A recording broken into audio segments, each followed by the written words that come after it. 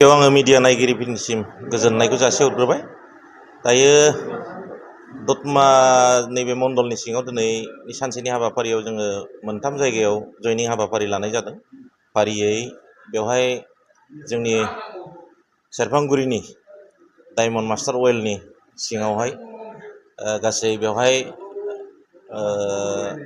40निबो बारा बेवहाय जयनिं जादों। आरो गुबुन मोनसेया जाहैबाय जोंहा दतमा उमानगर होननाय गामियाव बेवहाय दिनै 80निबो बारा बेवहाय जयनिं जादों। आरो मोनसेया जाहैबाय जोंहा 2 नं नाराबारि गामियाव बेवहाय गासै 30निबो बारा बेवहाय जयनिं जोंनि बे दतमा बिजेपि मण्डलनि सिङावहाय माने जयनिं लानाय जादों।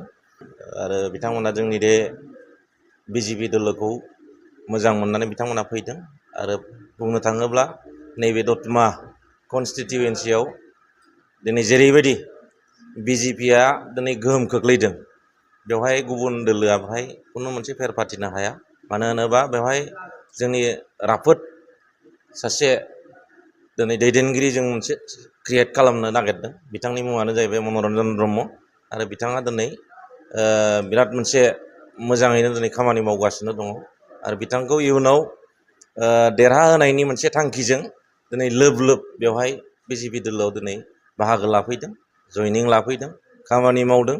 आरो देरहानायनि मिजिंजों दिनै बयबो मोनसे सुरजों दिनै आगान सुरबाय थादों। फैगौ 7 तारिखआव जोंनि मानगोनां डक्टर हिमन्त बिश्व शर्मा चिफ मिनिस्टारा दिनै जोंनि दतमा बिजेपि मण्डलनि सिङावहाय नैबे जोंनि रामफल बिल रुपनाथ फिल्डआवहाय बिथाङा दिनै कार्जकर्ता मोनसे मिट खालामफैगोन। आरो बेवहाय गोबां जोंनि दतमा कनस्टिटिउयेन्सिनि सिंनि दिनै दैदेनगिरिजों लोगोसे दिनै मावथिफोरा बेहाय बाहागो लागोन। बेवहाय गैयाब्लाबो जोङो दिनै 10,000निबो बांसिन बेवहाय गेदारिं मोनसे जों खालामनो नागिरदों।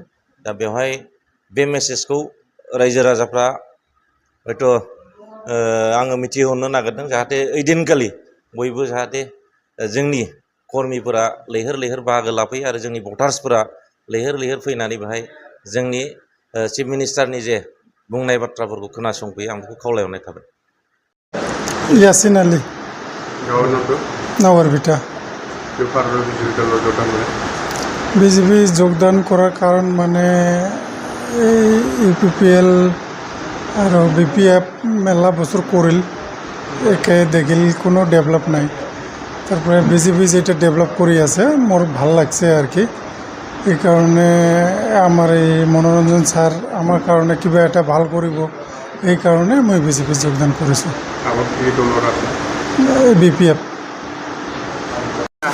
सुलेश्वर नार्जारि 1 नं नाराबारि।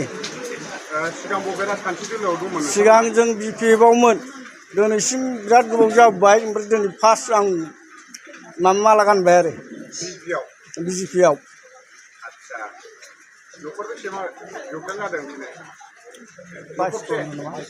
बाइस न'खर।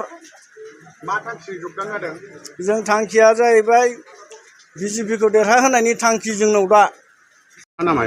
आंनि नामा सम्बासि ब्रह्म। गामिया उमानगर। आच्छा सिगां बबे राजखान्थि दोलोआव दंमोन?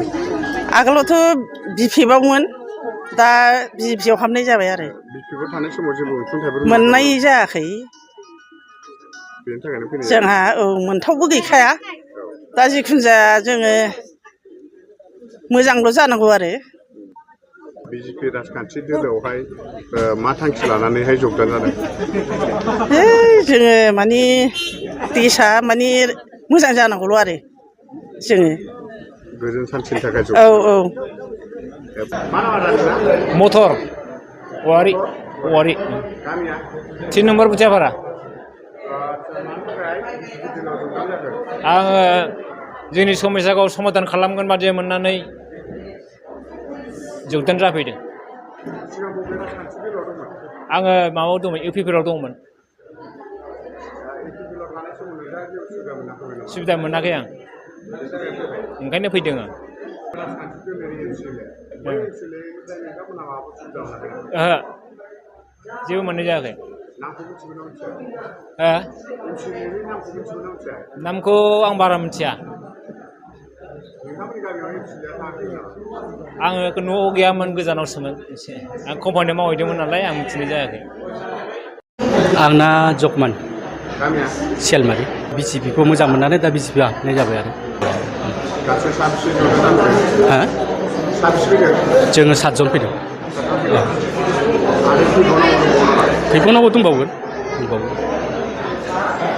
बिजेपिनिफ्राय नोंथांमोननि सुबिदाखौ नोंथांमोननि सुबिदाखौ सुस्रांगोन होनना सानो नामा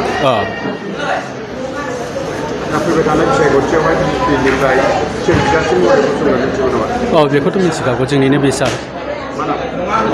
मनरन्जन ब्रह्म सारखौथ' जेनेबा मोजां मोनखायो नालाय बिखा गोरबोजोंनो मोजां मोननानै आङो दा हाबनाय जादों आरो आं न'नि मानसिफोरखौ लाबोनाय जाबाय